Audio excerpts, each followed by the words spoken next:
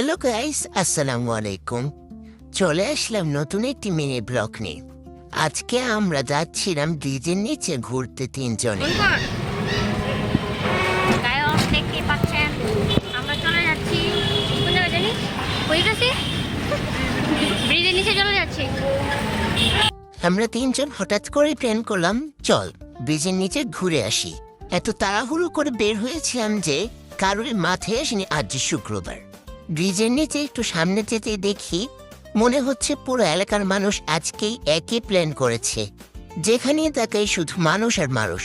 এর মধ্যেই চোখে পড়ল আকাশটা, একদম নীল আর সাদার সুন্দর কম্বিনেশন। মানুষের ভিড় একটু বেশি ছিল ঠিকই, কিন্তু আকাশটা সুন্দর ছিল অনেক। তিনজন মিলে আগে তাড়াহুড়ো করে ফোনে কয়েকটা ক্লিপ নিয়ে নিলাম। দেন ভাবতে লাগলাম ওর ক্যা করনা है। প্ল্যান শেষ, কনফিউশন শুরু। তারপর ভেবে দেখলাম কেন না চা খাওয়া যাক। আমার বান্ধবী আমাকে বলছিল আই লাভ ভৈরবের এখানে ছবি তুলতে।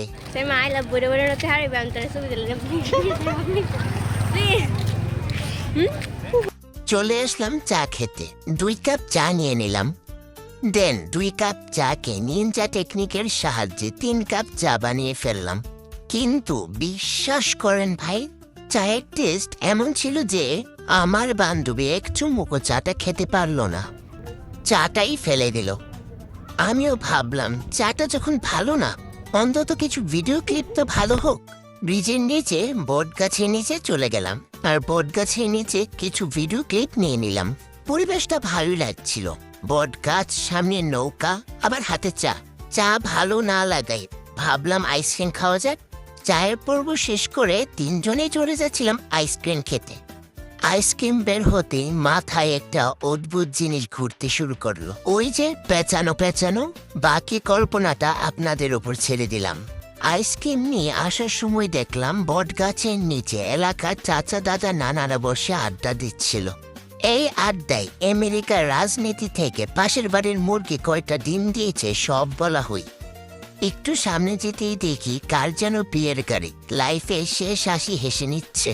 উঠে পড়লাম রিকশায়, যাচ্ছিলাম নদী বাংলায়।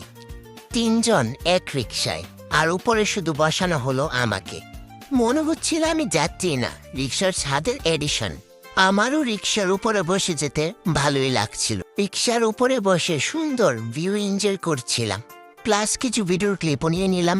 চলেও আসলাম নিউলি ওপেন হওয়া পুরাতন নদী বাংলায়, আর বসে একটু কোক খেয়ে নিলাম।